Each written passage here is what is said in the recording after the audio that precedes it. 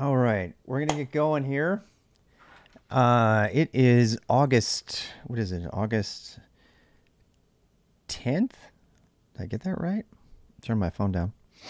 So it's August 10th, and we're gonna take some questions and have a conversation. If you want to join us in the Discord, I'm there. And we are recording it properly. I apologize for yesterday. Um, we had some participants and that have not been recorded in the YouTube videos because I was filtering out the entire desktop in the VOD as Twitch allows. It's actually Twitch who made the plugin for that. Hey, Matt. Just a note to everybody, you are being recorded. You'll be in this video for posterity on the YouTube and on Twitch. I'm also making a separate recording so that the quality is better on YouTube. I noticed that when you push a VOD from Twitch that it does double encoding and it ruins the video and it's kind of lame. But let's go in. We don't have any questions submitted today. So if we yet. I just started, so I'm going to go back through the chat and see if we can find any questions. But if we don't, we're going to go ahead and proceed with the questions from the Discord. So if you go into the Discord, you can check that out. I'm going to go to the questions and AMA section under topics, hashtag questions-AMA if you want to join us for the Discord. And we'll go ahead and do that. Thank you for that. All right, so let me see if we can queue up some questions really quick. If you have a question right now, please go ahead and let me know. Questions on anything. It doesn't just have to be tech. Let's go to this one. All right, so, and I've been posting the questions. You can go to github.com/rbxrob/ questions-advice-conversations, and you can see everything that's been linked there. Hey, Mossy, how are you? And I'm just going to go ahead and start grabbing them out of here. Let's see. Can anyone help me out? I deployed a Node GraphQL server and in the font and Next.js server. No, we're not going to talk about that. Is there a good place for life advice? This would be it. That's Frackery. Yes, I'm going to answer this. Please join us for https:// Actually, I can write this on stream. This has got streamer mode enabled, so we're good. Let me see here. All right, so yes, please join us on github.com/rbxrob/ questions, advice, and conversations. Oh, the word advice makes me so uncomfortable because, you know, I know I'm old, I've been around, but you know, giving advice is just always seems pretentious to me. So, is that not it? Oh, I misspelled it, dang it. It's got an E in there. Questions, advice, and conversation. Let's try to save. Did that work? Okay, there we go. And again, if you have any questions about anything, if it is a rated M question, we've had questions about, you know, essentially how can I get laid?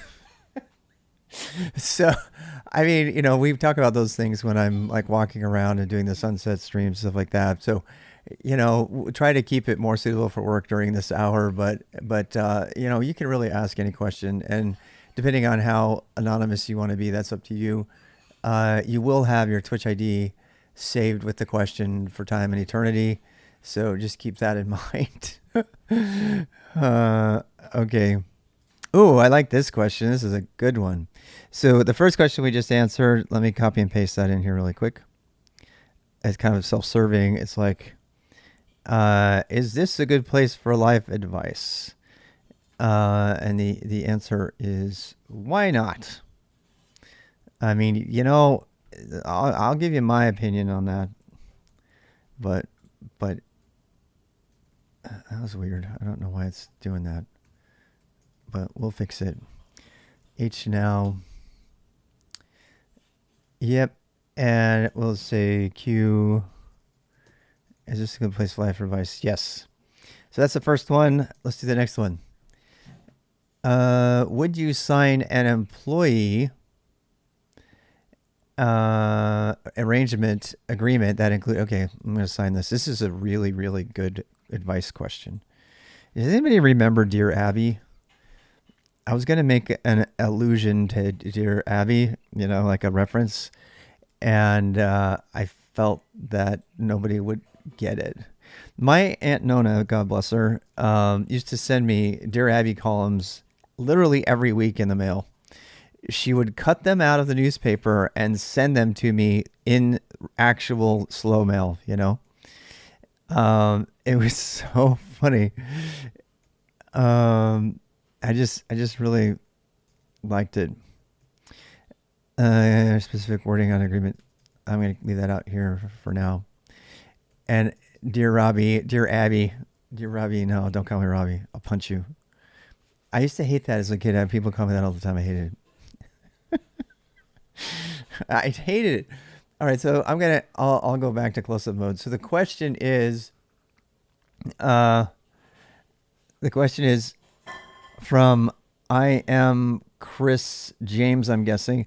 Would you sign an employee agreement that included an intellectual property clause? And I have a wonderful story about this. I like telling stories, everybody knows. Speaking of storytelling, I just found a whole bunch of stories. Actually, I already had them. I've already read like 300. So plug for storytelling time.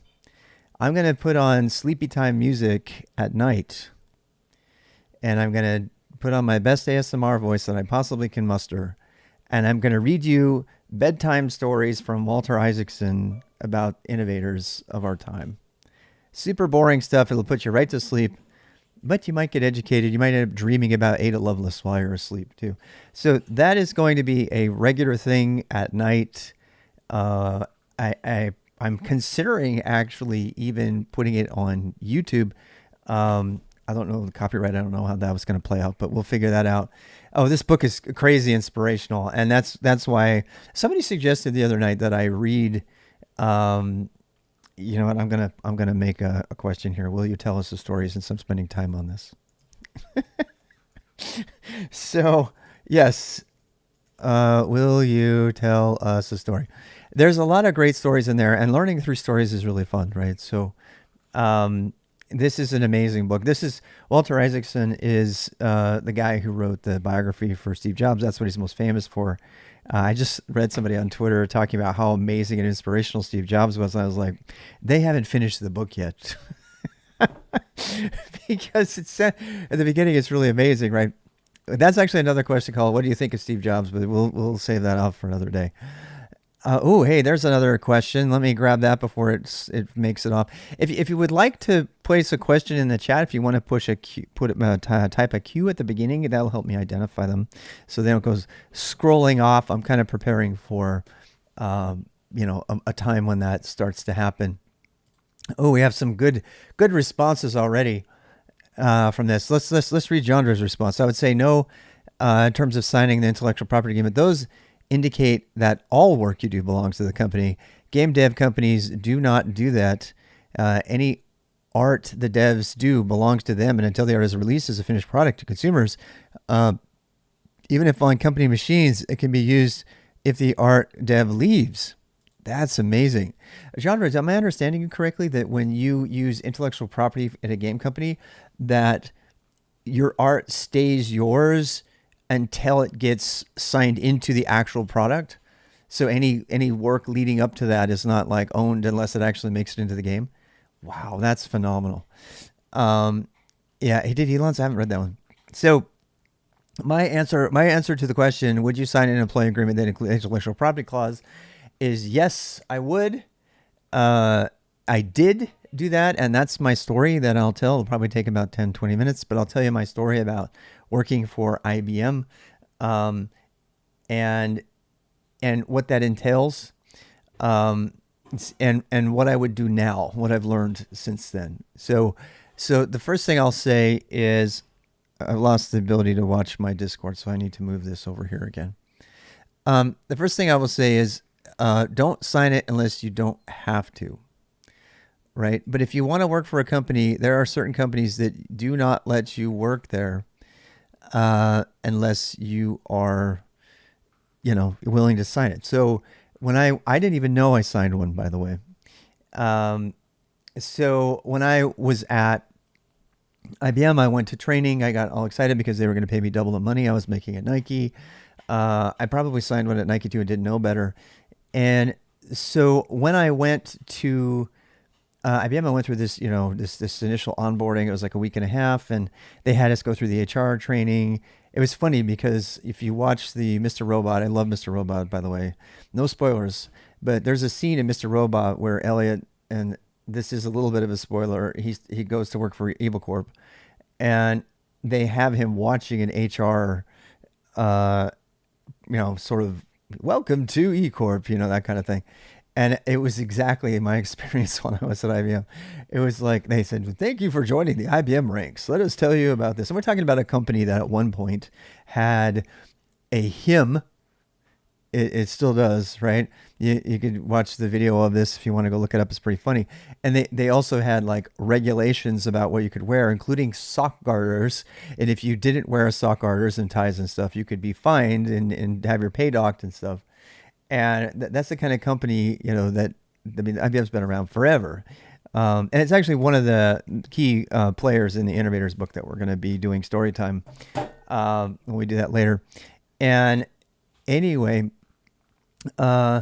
when I was working there, I signed, they give you like tons and tons of papers to sign during this onboarding, and I just signed them. I didn't really read them. And I regret that, even though I didn't really feel like it was a problem. But one of the things that it turns out that I signed away, because I went to go participate in an open source project after that, and I was Mormon, I was really hung up on breaking the law. I mean, seriously, I was so, I don't want to overshare here, but I was so obsessed with not breaking laws, including like traffic laws and stuff, that I would not even run a light, or if I got pulled over for slow stopping through a stop sign, I would just be destroyed inside because I'd sinned. I was really messed up, and that's a story for another day. Why were you so messed up about this cult you joined? But I have to tell you that in order for you to understand where I was coming from after I signed these papers, because to me now, signing the papers is like, okay, can they prove it in court? If not, it's a gray area. Yeah, and so yeah, and I was really messed up by these agreements that I signed up, because I really truly believed that this is, this could affect my eternal soul, of breaking traffic laws and stuff, because they were a part of, the rule of law. And there were these fantastic, plays, my favorite being, I think what was it called? There's a play written by Dr. Rogers, one of my favorite professors at BYU, about the dilemma of being a Mormon in Germany during the Holocaust, and breaking the law. When is it okay to break the law, and when is it okay not to break the law? Obviously, when the laws were killing people and stuff, what do you do with that? And nobody would really understand why that's important unless you are, an extremely right wing Mormon who really, I mean, I was kind of middle of the road Mormon, but I still believed in the rule of law. And so the whole, dilemma of that situation, really spoke to me. And I have to tell you that because you have to know the context when I tell you what I'm going to tell you now. So I felt like and so I went to go participate in open source because I was big into open source, right? And I made this fantastic Perl library called the Perl Classes Pragma, which turned Perl into Ruby basically with regard to object-oriented programming. You can still go get it. It's on CPAN. It's running in the bowels of thousands of machines at IBM at some point. And it was, and I took it to the lawyer and I said, I went to the legal team, I mean, anybody else would not have gone to the legal team. Right. But I signed a thing saying that if I was ever going to participate in open source, or if I was going to contribute anything that crossed over, that I was going to keep, very clean separation, and that IBM, I didn't know it at the time. The lawyer helped me understand this. So I finally got the legal team to answer me, and I got a call because I kept bothering them. I was like, can I release this? Can I release this? And they didn't say anything in writing, which I always thought was really interesting. We're talking about a company that brags about having the most patents in the world. IBM. IBM is the biggest patent troll in the world. They have the most patents. You can't progress in the company. You can't become a distinguished engineer unless you get your own patent. And it was something that always turned me off, considering that I joined IBM after seeing their huge false marketing campaign for peace, love, and Linux. I mean, it turns out, ironically, that they ended up being a big Linux supporter. They're Red Hat now, right? So, so in this climate, a lawyer called me on the phone, and the lawyer says, because I understand he had to, I can't do it, but he had kind of like a New York accent. It was really classic. He called me and he says, I understand you have questions about your open source project. And I said, yeah. And he's like, well, tell me about it. Right. And in the process of this conversation that was all, off the record, not recorded and not written, he said, well, technically IBM owns everything that you do or say or think.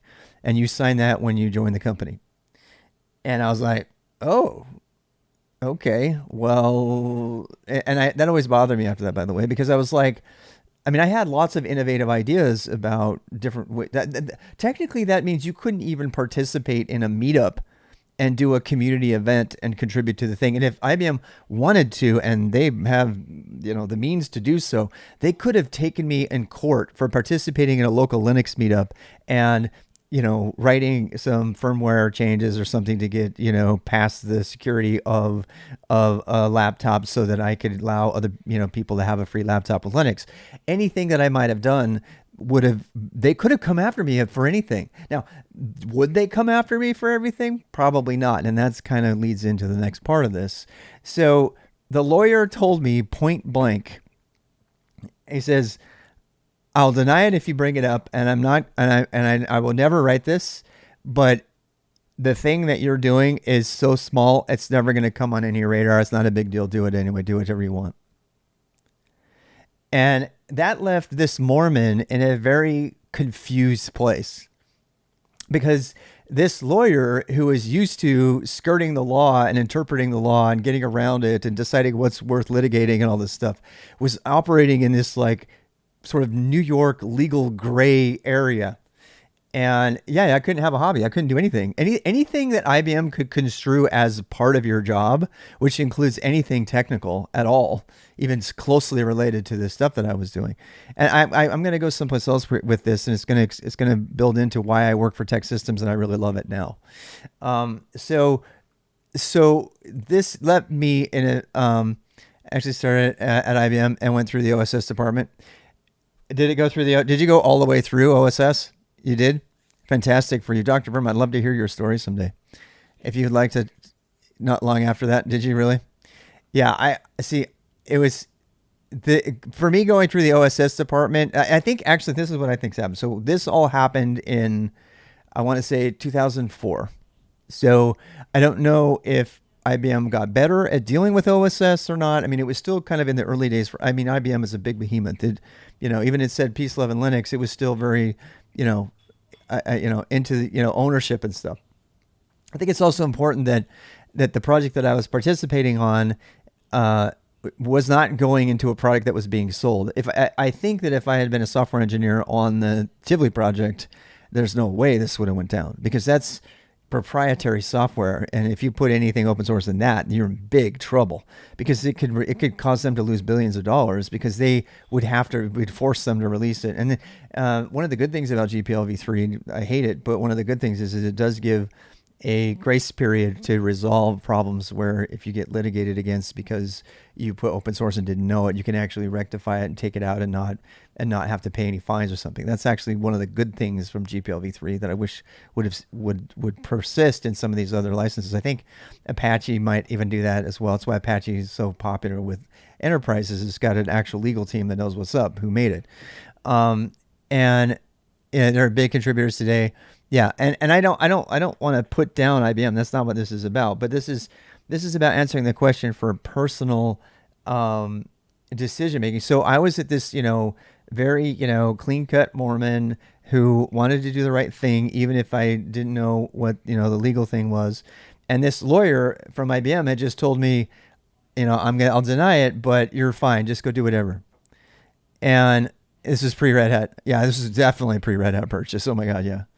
I mean, I owned Red Hat stock in like 2002. I wasn't even Red Hat wasn't even a gleam in IBM's eye at the time, and so I went ahead and released it, and nothing bad happened. There's no end to the story beyond that.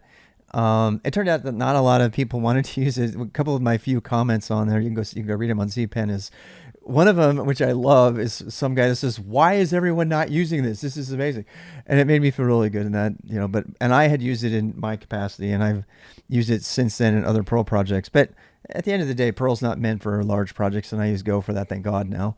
The better choice for any kind of project like that, if you're going to use an interpreter language, is TypeScript or Python or Ruby. But these days, it's Go pretty much for that kind of thing.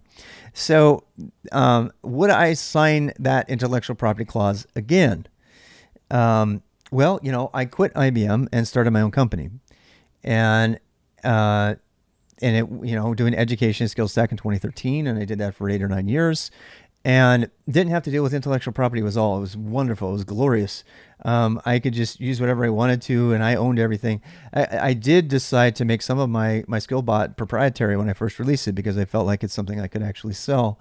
I still think that, but I've since gone ahead and plan to release all of my skillbot code, which is basically just localized auditing while you're doing the task. So it watches your history, basically spyware that helps you out while you're coding.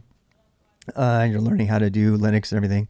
And it's like having a CTF agent on your system to help you learn Linux. And I still want to do that in my recreational coding time. I would like to deliver on my skillbot and make it so anybody could write modules for it, and they would be, it's API spyware kind of thing. Yeah, it would basically, it's just a little bot that runs on your machine, and it watches what you do instead of putting, there's most of the people who do training, what they'll do is they'll create something through the web, and then they'll go to the web and they'll type their stuff, and they'll emulate, the actual Linux environment. And I felt like that was always a bad idea. I think the better idea is to get people to use the actual systems that they'll be using, and then put something on there that phones home and monitors it and can actually put it up on a dashboard. So Skillbot would also had a built-in web server, so you could go look at it locally, and it had WebSockets, so you can enable it to talk to a dashboard, and you could run the dashboard app within a local classroom environment, and everybody could see how far everybody else had come on the challenges or whatever they were, if you wanted to do it as a competition and stuff. So I'm going to go ahead and put that question in, since I kind of threw it in there. What was Skillbot? What was SKILSTAK Skillbot? Skillbot, and I probably am going to release that. I don't know whether to do that or containers now, though, because containers are so good. You can like put everything in a container and have all the stuff there, and you can actually put a Skillbot in there. You don't have to. The Skillbot was designed to run on your existing system, but I think a containerization of these kind of testing terminal sorts of things is probably a better idea these days. All right, so, but anyway, it's still nice to have, because you can have it like babysit you and look at your bash RC file and see if you did it right. It's basically like having shell check, but better and locally for everything, and you can write it up. And anyway, so that's all about that. And so my answer is, I would be very aware of what you're signing. I would just be really aware of what you're signing, and if you feel like signing away those rights is fine. I would never in a million years sign an NDA. There's no way I would ever sign an NDA. I did sign an NDA with a company who may actually be listening right now, in order to interview for the position that I was considering. It was a startup big kind of company. And I've been asked to sign NDAs for things where people wanted my advice on it. And I was like, why would I sign an NDA? How do I know I didn't already do this? An NDA is a non-disclosure agreement. And I think those are kind of are scarier, because Those are things that people are giving you because they're afraid of that idea getting out. But then you're always at risk because if that idea already existed out there and you sign the NDA, it's like having root access, right? They're going to go look at all the people who had an NDA and try to pin it on them. If if you're paranoid like me, they're going to try to pin it on them, right? And um, so yeah, and so that, I mean, that's kind of a problem, right? I mean, that's the kind of thing where you don't want to make yourself available um, for litigation like that. So I'm very careful, especially if someone didn't pay me a dime and they want my free advice to see if their startup idea is a good idea. That was really this was the thing that happened. Um, yeah, they don't have a way to properly trace who leaked. They don't. If there was any, well, that would still be scary to me. I mean, I know that it's hi, how are you doing? Yeah, so NDAs are a part of the particularly the startup culture, and you need to make your own decisions on that. But be really careful because if you happen to have already had that idea, or if you already know a company that probably has the idea, that's going to be very hard for you to distinguish that. So I went in there and I actually sat down and was getting ready for the presentation and everything.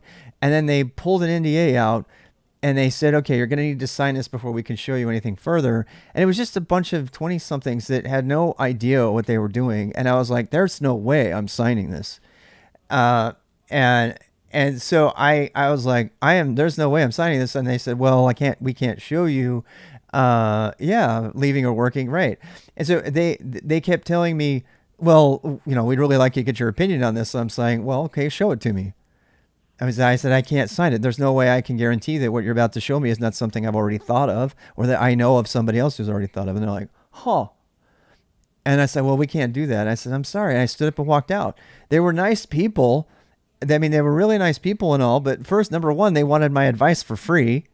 And number two, they wanted me to sign an NDA so that they could potentially sue me for giving them input that might end up showing up in anything that it was absolutely just disconnected from reality. There's just no way. So I think the NDA is far more dangerous than an intellectual property clause for a company, even though they're both kind of the same thing. Just for the record, at last I checked, if a company's hiring you away from another company and you truly have been working on intellectual property, you will be put in kind of a holding state, particularly if you're a software engineer. And it's another reason I like operations, right? Because operations and SREs, we're just writing scripts and little things that get stuff done. Even if don't tell anybody, they're still big, right? But we're doing all this stuff and it doesn't qualify as software as much. So it doesn't bring up the whole IP question as much because we're just getting stuff done, right? We're using what we can to get stuff done. We still need approvals for FOSS, use that internally and stuff. But we don't have to deal with this stuff of a strict software company. Like if you're a software company, there's a lot more legalese involved. And it's another reason that I don't like software development as a career path. Even though I do software development every day, I do it for operations and I do it for cloud native and stuff like that, and I do it for fun, and then therefore it's kind of separate from my official job role. It also protects me because if I'm actually doing software development for a FOSS project, I don't have to worry. Hey, Gearshift, I don't have to worry because I'm not being paid to be a software developer, right? So I could make a pretty strong case if it came to it that says, look, I am just coding here and I may have used some of the same stuff over here on operations. I maybe use this same function over here or this whole thing over here. But, this is not, it's not software, in the sense of like a package or something that you could go after somebody for. So it's another reason that I prefer to stay in the operations SRE, back end kind of space as opposed to software. If you plan on becoming a software developer, there's another term right here. It sounds like this is going to be the big one. So I'm going to go ahead and add a question here. I'm going to insert a question. What time? How are we doing on time? Okay, we got a few minutes. So, what does it mean to be tainted? And how can I avoid it? Oh, thank you so much for the subs. Okay, so if we're going to talk about intellectual property and working for big companies like enterprises in Silicon Valley or traditional ones, whatever one, You have to understand something about being tainted. And this has recently been something that's really concerning me because of this whole OpenAI project, which I think is a disastrous legal enterprise fail. And let me tell you why. So, when you work for a large corporation that would put you under the heat to sign an intellectual property agreement, they are going to expect a lot of you. That means they've already set up the expectation that they want you because they want what you're going to make for them because they're going to sell it. Usually, not always, but usually they're going to sell it. And if they are going to sell it, they're going to make money on it, which means they have a lot to lose if you walk with that intellectual property and use it someplace else. But more importantly, they have a lot to lose if they get sued by another company that can claim that what you did for them belongs to the other company. And let me give you an example of this. There was like a over decades long litigation that happened between Google and Oracle. And I'm going to get some of this wrong. So if you want to get it right, go back and read the long, boring history. But anybody who's been following the history between over Java, that's been following the history, and I mean serious cases, at one point that terrified the world because Google actually lost a case where the conclusion was that Oracle could actually copyright an API, and that sent shivers of terror down any CTO's back in the entire world, because that meant that you could write the whole point of a REST API or a web API or a programmatic API is to create compatibility between two different pieces of software running over the network or not, even in the same memory space.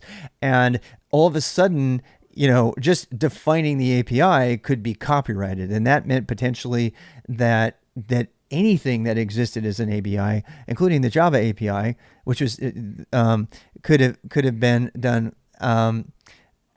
Twitch changed. No, the Twitch, the ad breaks are down 30 seconds every hour. So the API question was terrifying, and thank God it got shot down later. That got completely shot down later. I was like, no, and there was another court I went to. But for a while, we were all terrified because that meant that Oracle could have went around and sued anybody coding anything in Java because you were violating the copyright of the API by using the API. And the original idea, of course, behind Java was always proprietary. So it was always proprietary, but people got licenses to make their own Java engines. And the API of Java, the libraries that you would use and everything, that the names of the libraries and the argument signatures and all of that was all, open, and anybody could do it. And if they wanted to implement their own APIs, their own engines, they could. So this is how it went down. So, and this, I promise, this has something to do with you as a software developer, particularly. Okay, so Google goes. Sorry, how did it go? Google had Android, and they want to do their phone thing. And if I'm getting anything wrong, please correct me. But Google had their phone thing, and they was like, oh, we got to get in the phone game. So they started to make Android, and they're like, how do we do this? And Java was the best thing to write, software, for phones and stuff at the time. And yeah, patent using it. Can you imagine patenting using endpoints?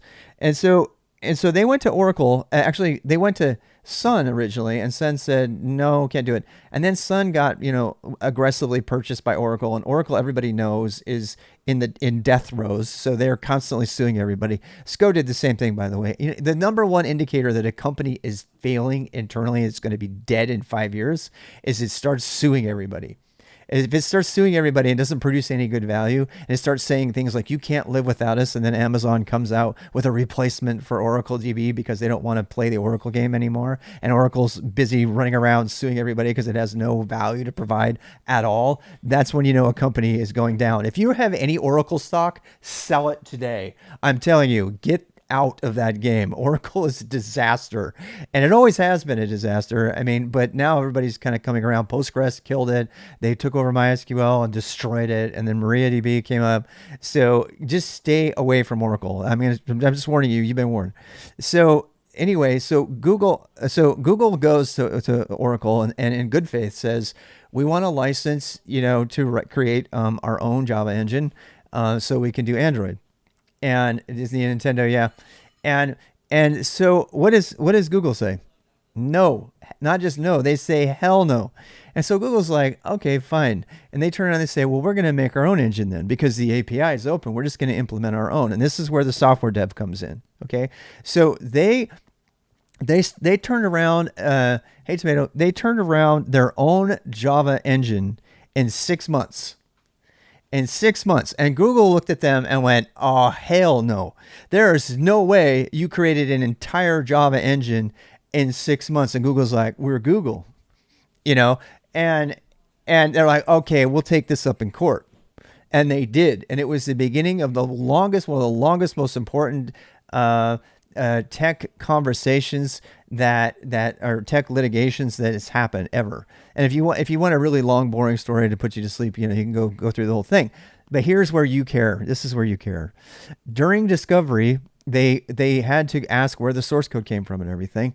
They were able to identify one lone programmer who, under oath, confessed to having cut and paste Java code from the Java project, who had worked at Oracle on the Java project at Sun and had been hired in safely and, given a year and all the other stuff they had to do to protect intellectual property. And he had copied and pasted it, and he confessed under oath to doing it, and they lost the court case.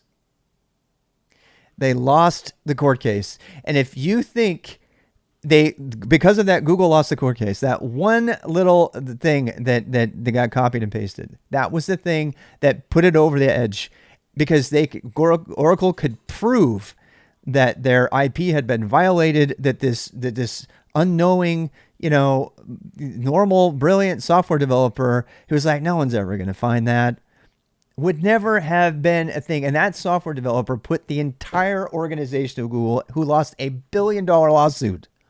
And that's true. Go read about it.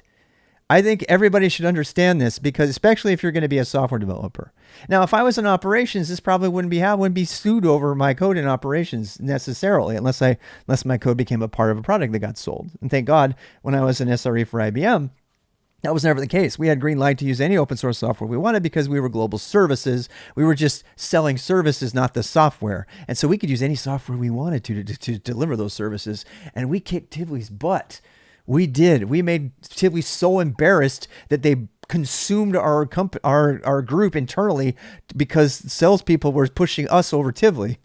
Very proud of that. I'm very, very proud of that. And I suddenly all of a sudden became a software programmer. And I got like an extra whatever amount of money, and that actually happened. So, that programmer, and he just drove the ice cream truck for the rest of his life. I don't even know what happened to that person. It would really be great to interview that person. I'm sure they want to forget that it ever happened, right?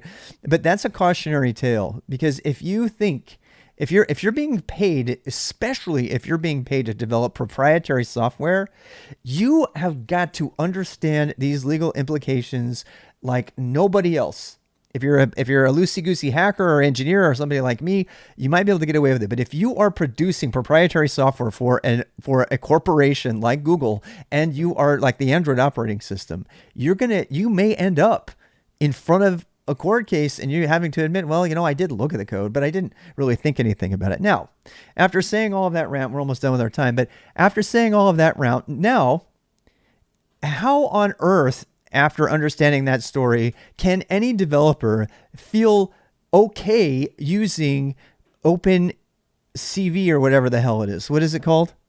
That thing from GitHub that they have found proprietary code in it? They've already documented multiple occurrences of proprietary code that's been consumed by the thing into the AI. Autopilot, whatever it is, whatever the hell. I don't even know what it is. Copilot. Yeah, that's it. Thank you. If you think using Copilot for 1 second is safe, there is like an entire gaggle of lawyers who will like pounce on you if you do that. If you think just turning Copilot on for 1 second on a proprietary software project is okay, I'm telling you, you're going to be the person in court one day who's going to have to justify why you chose to use Copilot. There is... Copilot has tons of non-open source code in it. Copilot is based on code that was saved in GitHub. The end. They've already been able to find very specific proprietary code from like one specific game where there was a comment that became a meme because everybody knew about it. And so everybody searched just for fun. The first thing they did is they tried to complete with it. And sure enough, it completed the proprietary code from that game that had been already exposed through some other meme or something. And, people that are entering this, they think, hey, look, I just want something to help me code. Right? They don't think about legal pedigree. They don't think about where this code came from. They don't think about any of that. They just want help writing their code. They don't care. And they're like, oh, that's probably what this other guy did for Java. He was like, I just want some help writing that code. I mean, I know I wrote it already. It's the same way over here. I'll just write it the same way. And dude, I don't understand why Microsoft thinks that they can get away with this. They're like, no, there's no proprietary code in there, and it's been proven overwhelmingly already. And the only thing is it hasn't been tested in court, but I'm telling you this. If you work for a company like IBM building DB2 software or something that's highly proprietary, like a startup like that, and if you are regularly using this, I promise that within the next 10 years, there's going to be litigation where they're going to say, I mean, thank God open core is a thing, so litigation over software is becoming not as big a thing, thank God. But at some point, if this ever goes to the trial again, there's going to be a software programmer sitting on the stand, and they're going to have to say, did you use whatever the fuck this thing is, Copilot? And if you say yes, you can say, do you remember completing code at any point during that thing? I'm surprised every legal team from every conservative organization that produces proprietary software hasn't already come up in arms and saying, if you use this. And I'll tell you something, if I was running one of these software teams, you can call me paranoid all you want, but if I was running one of these software teams, one of my filter interview questions for you is going to be, have you ever used Copilot? How extensively do you use it in your software development process? Because I wouldn't hire you because you've been tainted. If you've been using Copilot regularly, that means you've been inadvertently, possibly injecting proprietary code into whatever you've been doing, and you don't even know it. And so you can call me paranoid, you can call me overzealous, you can do all of this stuff that you want to. You can say whatever you want about me, but one of the questions that I would have for you, having gone through this through the enterprise, even as an operations person, not even as a software developer, the first thing we're talking about companies like VMware that wouldn't even let you use React because it wasn't an open source license. These companies care, and this is the thing that beginners don't get, and it drives me nuts. Beginners that are entering into the technology field do not understand that they're so kumbaya, free open source, this and that. And I agree with that. I love it. But they don't understand the needs of corporations, and they don't care about corporations. So what they do is they go to work for a corporation, they sign one of these intellectual property clauses, and they continue to use their free and open source college, Arch on my desktop, whatever, practices. And then they're going to end up getting totally burned. They're going to get totally, totally burned. And it just hasn't happened yet. And if they're lucky, they'll go through their entire life and it'll never be an issue. And if you're me today, I'm more inclined to weigh how likely am I to get caught, at something than I am the Mormon before about whether it was legal or not, and stressing about the legality of it all. So my advice to you on this particular point, number one, do not use Copilot under any circumstance. I would never even open it up. Another thing I would tell you too, don't look at tainted software. All these people who keep telling me how awesome the illegally acquired Twitch source code is. Oh, did you see this code over here that does this and this? Every single person who opens up that software has tainted themselves against software development for any enterprise ever. And I guarantee you, if I was hiring for this, I would ask you, have you read and used or analyzed the illegally acquired Twitch software? Oh yeah, it's cool, man. Bye-bye. You're out. Because you've just tainted yourself. You're either going to have to lie straight to their face and say, well, I perused it, I looked over. Because what's going to happen? So you're going to go work for another social media site that has something competitive to Twitch, and you're going to knowingly have seen the illegally acquired Twitch software, and now somebody's going to have to prove in court, potentially, that you are not tainted. That you are, and you're creating a competitor. So Twitch is not the kind to do this, but if they were, they're gonna it's gonna be one of those things where they're just gonna do that. They're gonna be on it, and you might want to go take a peek at that. That's all I have to say about that. I'm sorry for the troll. This is why I turn comments off. I take a risk every time. So he's reported already. And that's what happens when I get mad. I also get people that don't have any actual life at all coming in here. So I mean, it's already on the screen. I can't get rid of it. So that's the end of today. We'll leave on that note, lest more of them come in thinking it's funny. So the answer to the question is no. Don't sign an intellectual property clause if you can help it. If actually one of the things that's kind of nice is working as a contractor like I do for tech systems, I have an even further level of indirection to this kind of thing because I work for them. They pay the bills and I'm on contract to do something else, right? Well, if I'm on contract to be an operations person, then my official responsibilities for that job are enterprise Kubernetes operations, blah, blah, blah, blah, blah. That's my official job title, right?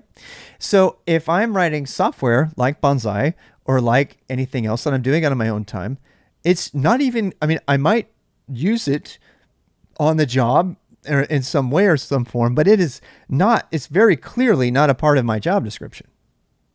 So if I had to, I don't anticipate I ever will, but if I had to, I have an additional level of separation because the contractor is the one hiring me. And I could go say, well, what did you hire me to do? Well, the contract was to provide Kubernetes, blah, blah, blah, blah, blah. And, I end up writing code all the time on the job. And I do sometimes use some of my open source code.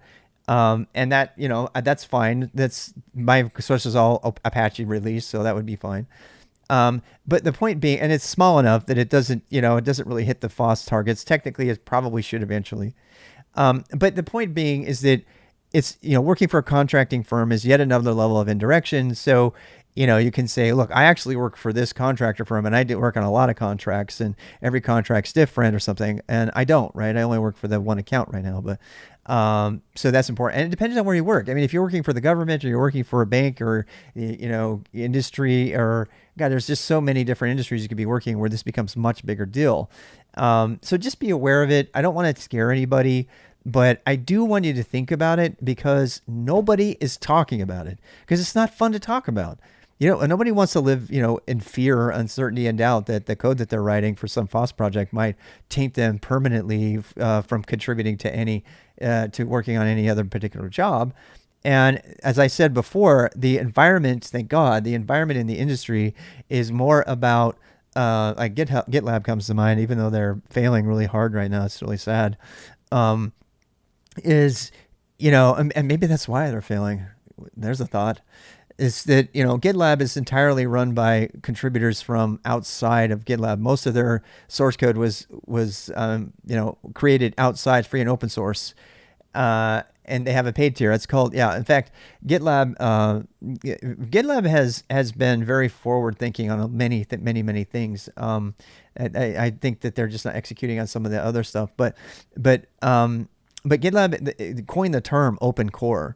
So the open core is the idea today, thank God, in the industry where a company builds its entire, profit model around a piece of software or two, and then that software is released as open source, and then it's kind of downloadable content for the corporate way. It's like if you want to get the extras or you want to pay to win, like League, you buy the sponsorship, you buy the extra gold tier, the pro tier, or support or something like that, and that's very solidly a good business model these days.